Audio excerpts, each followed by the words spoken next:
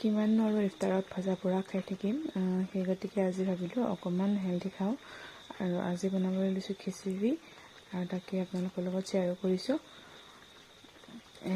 বুট সিজাই ল'লোঁ, বুটকেইটাও ভাজি লৈছোঁ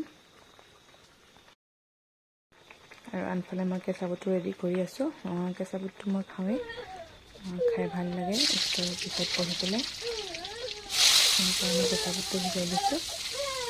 তাতে কেঁচা জলকীয়া, অকণমান আদা, কেঁচা পিঁয়াজ দি পেলাই এইখিনি সানি খাম। তাৰপিছতে মুড়ি সানিবলৈ অকণমান লৈছোঁ, লগতে ফল মূলখিনিও আছে, দেখাম আপোনালোকক কি কি খাওঁ। তাৰপিছতে আহিলোঁ খিচিৰিৰ কাৰণে। খিচিৰি জহা চাউল পোৱা লৈছোঁ আৰু দালি লৈছোঁ, দেখাইছিলোঁ আপোনালোকক। আৰু এইখিনি গ্ৰীণ মটৰ লৈছোঁ আৰু বিলাহী এটা, আলু দুটা, গাজৰ, ব্ৰকলি, ফুলকবি, বেঙেনা, আৰু বেঙেনাটোৰ মই ছালটো উঠাই লৈছিলোঁ এইদৰে। আৰু এইফালে বুট ভাজিখিনিও হৈ গৈছে। এতিয়া মই কুকাৰত দি দিছোঁ। কুকাৰত বনাম আজি খিচিৰি, খাবলৈ খুবেই সোৱাদ লগা হৈছিলে, সেইকাৰণে আপোনালোকৰ লগতো অলপ শ্বেয়াৰ কৰোঁ। আৰু এই গোটেইখিনি চব্জি লৈ লৈছোঁ। তাৰপিছতে তেল দিয়াৰ পিছত পাঁচফোৰণ দিলোঁ। পাঁচফোৰণ দিয়া, আদা নহৰু পেষ্ট দি পিঁয়াজ দি ভাজি লৈ চাউলখিনি দি দিছোঁ।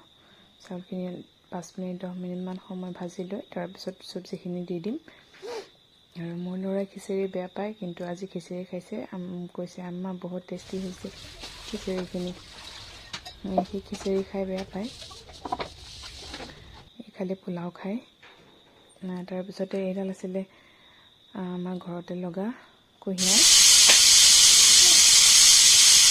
তাৰে এটুকুৰা মই কাটিব লৈছোঁ আৰু বাকীখিনি দি দিছোঁ। আৰু এয়া হৈছে খিচিৰি হৈ গৈছে। পানী দিয়াৰ পিছত চিটি 3টা 4টা যেতিয়া মাৰি যিমান সিজাই খায় তেনেকুৱাকৈ খাব। মই 4টা চিটি মাৰিছিলোঁ আৰু এইখিনি হৈ গৈছে খিচিৰি। তাৰপিছত আমাৰ এয়া ইফতাৰৰ যোগাৰ কৰিছোঁ। দুৱাখন কিয় মাৰি আছো হা?